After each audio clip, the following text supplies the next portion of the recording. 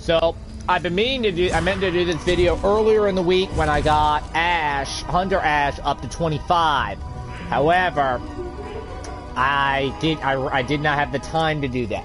So I'm going to make this a two-parter, real quick. This is going to, or as quick as I can get. So it's going to be a tad bit longer. I'm going to explain why the Hunter class is overpowered. In addition to my 5 builds for Hunter Ash. The first thing that I want to mention has to do with the fact that guns in the game are inherently more powerful than melee weapons. For example, here's a great example. Arthur starts with a sword. The sword is one of the high-end damage-dealing weapons of the game. A common sword deals 90 damage a swing. And there's inherent risks to the melee combat. You're more likely to take damage in melee range. Obviously, there's not a lot of ranged abilities in the game outside the Puppeteer and, like, Warlord Puke, Trident Toss. Not really a lot of great range abilities, like long-range abilities. So you can start with a sword. Yes, a common sword does 90 damage. It's one of the higher-end melee weapons in the game. Alright? And melee weapons don't scale the way that guns scale. So, for example, some of the shittier weapons, I'm going to get Kelly, for example. The Meat Hammer is widely regarded as one of the worst weapons in the game. One of the worst melee weapons in the game. A lot of the low damage weapons, like the Meat Hammer, the Meat Cleaver, the Spear, the Machete, you would think that, oh, okay, so maybe they get better dismemberment or balance bar damage to compensate. No. The Sledgehammer is the premium weapon. The Sledgehammer and the Shovel are your 2 premium weapons when it comes to balance bar damage, and for dismemberment damage, the Lumberjack Axe, in my opinion, is the best. I would say the Lumberjack Axe and the Machete over the Chainsaw, but the high damage weapons have better dismemberment and balance bar, so it's not just like a case of this upgrade. Now look at guns. So guns are split into 3 groups. You have your handguns, your special weapons, and your long guns. So special weapons should be more impactful, right? Ed, for example, has the crossbow mastery. Special weapons are designed to be more powerful. The saw gun, by the way, is shit. The only thing that weapon is good for is dismemberment. It's not good for damage, it's not good for balance bar, it's not good for headshots. It's not even good for dismemberment. I will pass on any saw gun. But the other 2, the blunderbuss and the crossbow, are both designed to be one-shot wonders. With the crossbow being the longer range, more accurate, higher damage option, and the blunderbuss being a close range like a pseudo shotgun. High damage. Both of them revolve around high damage, one shot, you miss, oh well, you have to reload. With him, Ed has the crossbow mastery. So they're a particular style of play. Now the crossbow is also, by the way, a common crossbow, the highest damage weapon at 250. And you might say, well, okay, so that's 250 a shot, but you only got one shot. And the blunderbuss at 220, well, you only got one shot. That makes up for it, right? Now we look at handguns. There's only 2 handguns. There's the revolver, which is 150 a shot, which is, on a body shot, that's a common revolver. 6 shots. The rate of fire is relatively slow, but the reload's alright. And you have the pistol, which is the stun lock machine, which it does 55 damage a shot. You say, well, that's balanced, but the rate of fire is insane. The gun's like a mini machine gun. You can pop, pop, pop, pop, pop. And it does one of the better balance bar damages because of the fact that you can rapidly put out shots like that. You just keep popping out shots, bang, bang, bang, bang, bang, and anything in front of you dies. And handguns are supposed to be harder hit, or supposed to be, you know, more common. They have more ammo. They're not supposed to hit that hard. Oh, they hit hard, especially if you hit headshots. Like, even as a leader, you can do that. And then you have long guns, which long guns are split into 2 categories. You have your rifles and your shotguns, but your rifles are the hunting rifle and the lever action, with the lever action basically being the pistol of the long arms, but it's not as good because it doesn't deal great damage, at least for the amount of ammo it carries and the amount of ammo it consumes. And the hunting rifle is kind of like a 2-shot, like crossbow, basically. It's like the crossbow, but it deals slightly less damage. Kind of a mini sniper rifle. Then you have all the shotguns. You have the regular shotgun, which is a 5-shot, 210 damage a shot. The boomstick is 240, 2 shots. The double barrel at 220, 2 shots. So just think of those numbers when we explain the build. Now, being a hunter, hunters automatically get 50% bonus damage. Alright? With all melee weapons, or all guns, sorry, all ranged weapons, you get 50%. Is it right here on the side where it says hunters inflict more ranged weapon damage, that translates 50%. Now you deal less melee damage, but you're only dealing 30% less melee damage. Now remember that. Remember that. So, for example, let's say I'm playing as Henry the Red, and I pick up a sword. 90 damage, plus the 50 for being a warrior, the 50% for being a warrior, that's 135 damage a swing with a common sword. That's pretty good. Okay? Here's Ash. Here's Hunter Ash, who starts the game with a double barrel. Alright? That's 220 a shot. He starts with it. His hunter bonus brings him up to 330 a shot. So just think about that for a minute. That without any bonuses, you just do more. And even if you want to look at a character like Amanda, because, okay, Amanda starts with the pistol, and the pistol's the quote-unquote weakest of the guns. 55 damage. The game rounds up. So, you'd put that at 56. That'd be an extra 28 damage a shot on the pistol. That's not even including the pistol mastery, by the way. So just automatically you get more damage for being that class. Now, this is the other thing I want to mention. Okay, so let's start building. There's a basic build that you're going to do. So obviously you have to put 1 point into your starting thing. However, unlike the other classes, you don't want to ever put more than 1 point into this. Unless you're planning on doing a shotgun-only build with Ash here, because of his double barrel master. Every hunter can be built a different way. So, for example, you can build Kelly, you can build Amanda here for pistols. So if you wanted to, you could build her entirely around pistols. Kelly is more of a dodge and melee based character, so you kind of want to build her for the stamina and the dodging and maybe melee. And Ed has crossbow mastery, so you might want to lean him more into headshot damage than other characters. Try and go for the maximum amount of damage possible. And then Ash you want to build as being a close range juggernaut. Now, why I say all this is that realistically though, you're going to have the same core build. Like how all of the supports and all the leaders and all the warriors are going to have a core set tree that they're going to build down. You're going to be building the same thing here. But oddly enough, unlike all of the other classes, like the supports, like the warriors, and like the leaders, you do not want to max this out. Even then on the warriors, you could say you don't necessarily have to max out the last word. I would recommend that, but you can get away with 1 or 2 points in that. You don't want to put more than 1 point into this. The next thing you want to do is hollow points, which you immediately get as the second part of your tree. Now, I know what you might be thinking. Warriors get the same thing, because if you look at the warrior tree, they get access to Devastating Force, the melee perk, right away. Now, here's the difference. Devastating Force at 4 points is 15%. Hollow points at 4 points is 25%. So this brings your hunter now to 75% bonus damage compared to 65% bonus damage that a warrior gets on melee. That by default is bullshit. To me, hollow points gets toned back down from 25 to 15. Put it on par with there, and even if you want to look at other trees, like for example, let's look at the leader tree, right? The leader tree, they get access to the 25% hollow points as well, and their melee is only 15%. If you look at the supports, where they go, now on the supports, they're actually even, if you look. Their hollow points isn't 25, their hollow points is 15. They're missing that extra point. That's what I would recommend. I would just simply recommend that they take a point away from hollow points. Because even on a leader, for example, like on Annie, hollow points is really good.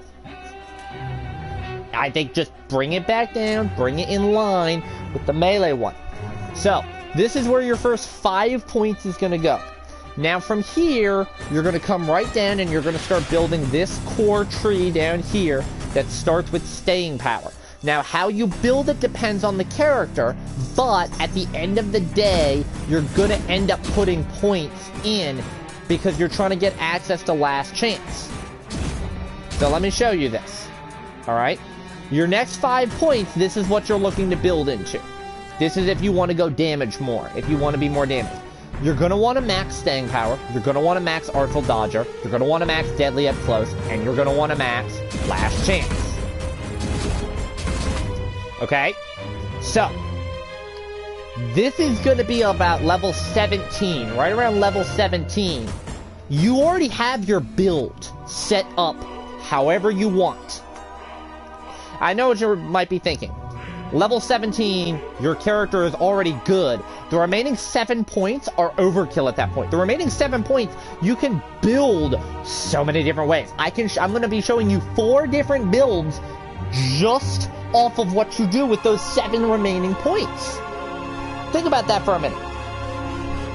Every hunter you're going to want to build this way. Alright, so why are we building this way? Alright? Back it up. And let's start. Staying power is not that necessary early on, because as a hunter, you automatically have more stamina than the other classes. I think it's something like you get 6 dodges, whereas a leader and a support get 2, and a warrior has 1. Increasing your maximum stamina is just overall better, especially because the next perk that you're going to go into is Artful Dodger, and this is going to increase your dodge efficiency. Reduce the stamina cost of dodging by 35%. You combine Artful Dodger 3 with Staying Power 3, the demon's never touching you. You're up to, I think, Staying Power gives you an extra dodge. Artful Dodger gives you 2 extra dodges, and with Pink F, you can put another 5 points in. You can have an insane amount of damage on your hand. I don't think you understand just how much damage you can damage avoidance, you can have with just this one build. You shouldn't be dying at all with this build right here, because you got Staying Power into Artful Dodger. But you don't necessarily have to put points into these early on. If you want to focus more on damage, for example, I would just put 1 point here, 1 point here, then start building Deadly Up Close. Now, Deadly Up Close has a counterpart Deadly from a distance, which I am going to be talking about in a minute. But Deadly Up Close is the premium option that you have. What this does, now the distance threshold never changes. Any target within 16 feet that you hit takes 25% more damage. Remember that we already deal 75% damage, bonus damage. So, on this particular character, who uses, I don't know, a double barrel, we've effectively doubled any damage that we deal. All damage that we deal within 16 feet is now doubled. So think about that for a minute. That's 440 damage on a body shot within 16 feet. Now you might be saying, well, that's not a lot. I have 2 shots that I can put out incredibly quickly. At 880 damage without a headshot in about a second and a half. It's gonna get melted. Whatever's in front of you gets melted. 25% bonus damage. Remember this affects the all range weapon damage too. So, like, let's say you're on a pistol, right? That's, what, 110 damage? 110 damage? A shot. But you don't want to use a pistol at close range. It's not bad. Then the next thing that you look to build into is Last Chance. Last Chance increases the damage dealt by the last bullet in a gun. Now, what this means is on the single-shot weapons, like the crossbow and the blunderbuss, they have a permanent 30% bonus damage. On shotguns, or the hunting rifle, which have 2 shots in them, your first shot is going to deal a little bit less damage, but your second shot gets the 30% bonus. It's not great on the pistol, the saw gun, the revolver, the lever action, the regular shotgun. It's not great on them. Saw gun's terrible anyways, like I said. The pistol's not great for this.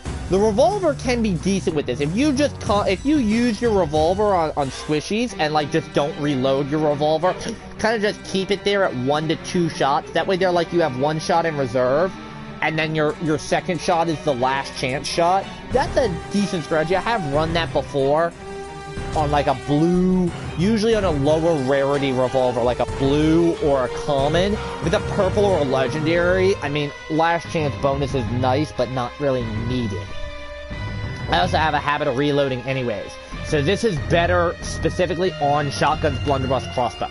If you like using pistols, I wouldn't recommend this, but this is the core of your tree that every hunter is going to have. You have your 1 mandatory point, 4 points on hollow, 3 on Sting, 3 on Artful Dodger, 3 deadly up close, and 4 on last chance. So, where do we go from here? We have 7 points remaining. There are 4 relatively easy builds you can go into, and this is part of the reason why the hunters deal so much damage. So, if you look at what your last options are to build towards, you have Headshot, Health, and Tougher Than Hell. You have Last Chance and Quicker Cooldown, or you have Devastating Force and Quicker Cooldown. Alright, here's the thing. I kind of don't like how that's set up. Headshot damage is at the back of the tree, kind of rightly so, because you use very high damage weapons, and having even more headshot damage is insane.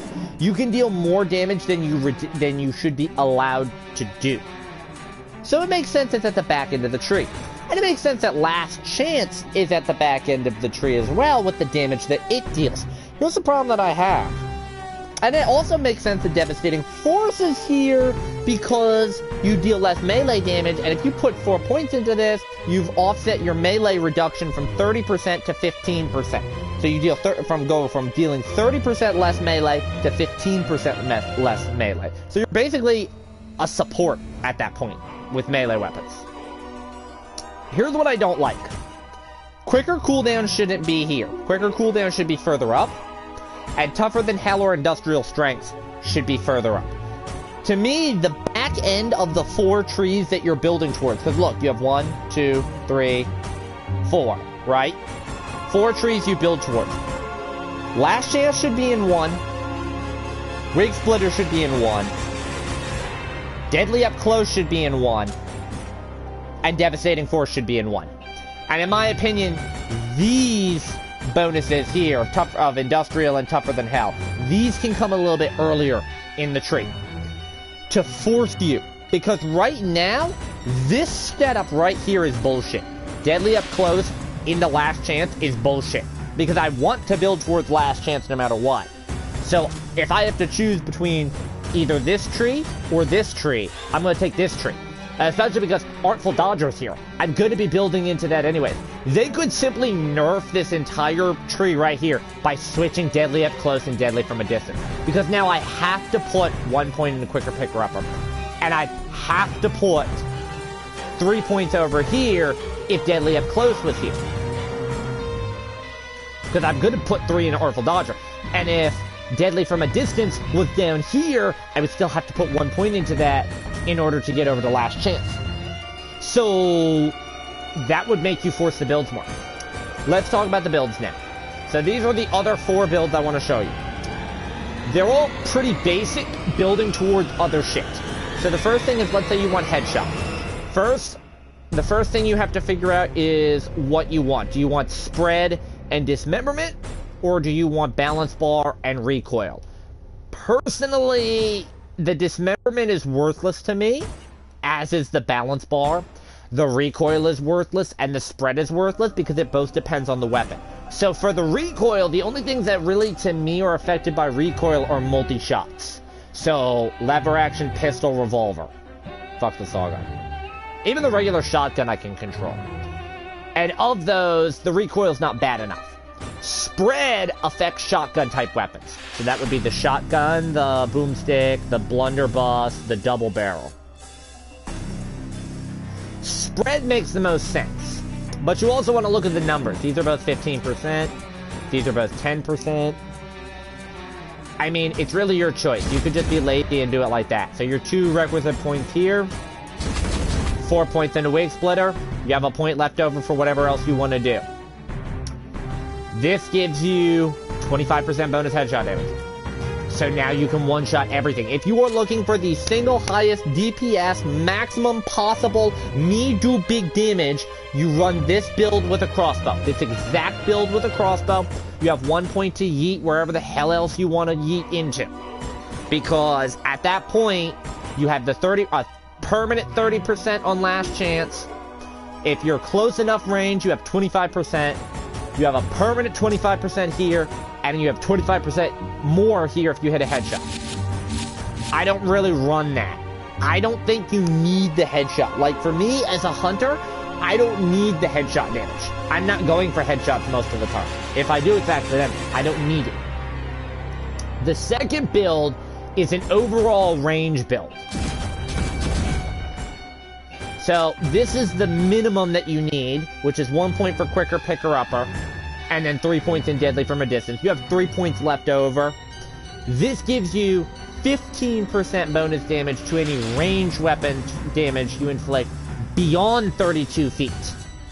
Now, the main thing is, that means that between 16 feet and 32 feet, you have this dead zone where you don't get any bonus damage. So you kind of want to either close distance or gain distance.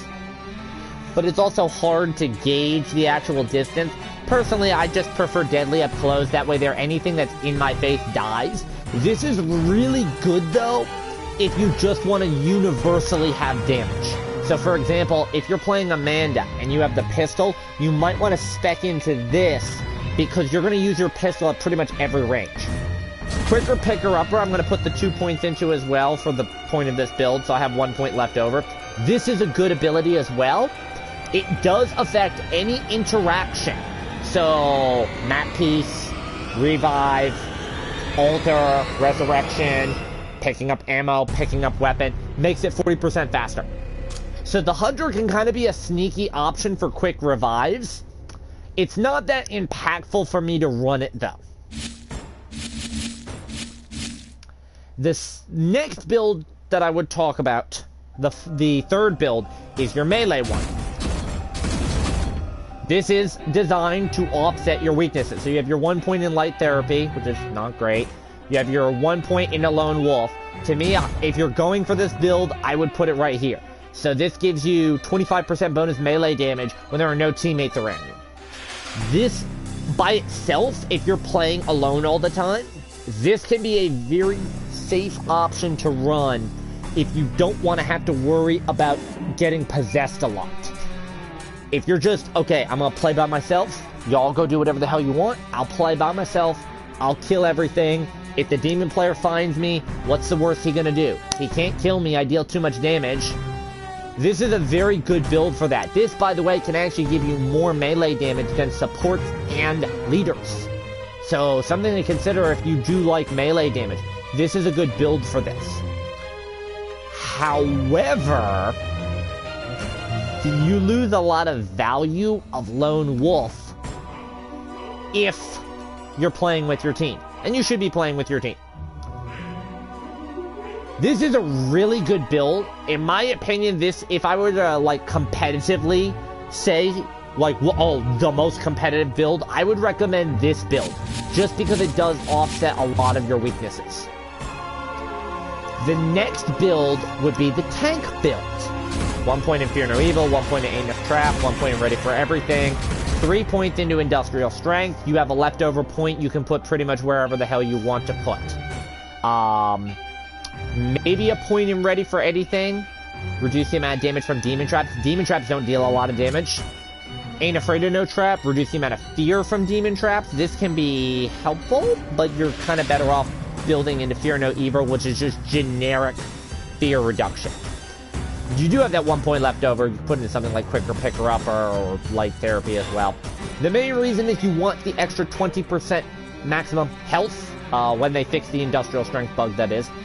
That way there, you go from 900 health to 1,080. That's important because now you are having around the same starting health value as a starting leader. This makes up for one of the weaknesses in the Hunter's kit, which is lower base health. Why I don't recommend this tree as much is because 3 points in staying power and 3 points in Artful Dodger is more than enough. You just need to learn how to dodge. And as much as the argument of get good scrub doesn't apply, in most cases it kind of does apply here. Just learn how to dodge. Every character can benefit from learning how to dodge. It's not a Hunter specific thing. It's just, it helps balance out the other health. Now this is the last build to talk about. This is the I don't want to kill my teammate tree, which would be to build around Fear. 3 points into Fear No Evil. At that point I would recommend at least 1 point into Light Therapy. This is where you have to make the determination if you're playing with your team or not. If you're not playing with your team, I'd put 2 points into Lone Wolf, and I would put 1 point into Ain't Afraid of No Trap. Because the extra point here is more beneficial than the extra point here. This is 15% fear reduction from demon traps, or another 10% speed increase if fear lowers in lit areas. Not really impactful. If you're not planning on, if you're planning on planning with your team, this is how you want to build it. Damage reduction from demon traps, it's not great, but there's no real better place to put 2 points into, other than maybe quicker picker-upper in this situation. The main thing that you're looking for is the fear reduction. 20% fear reduction from Fear No Evil, 25% fear reduction on demon traps. This, though, I don't like this for one reason. A good demon player is going to focus fearing you. They're going to dash through you. They're going to throw units at you as much as humanly possible until your fear is skyrocketed so they can possess you and use your overpowered gun stats.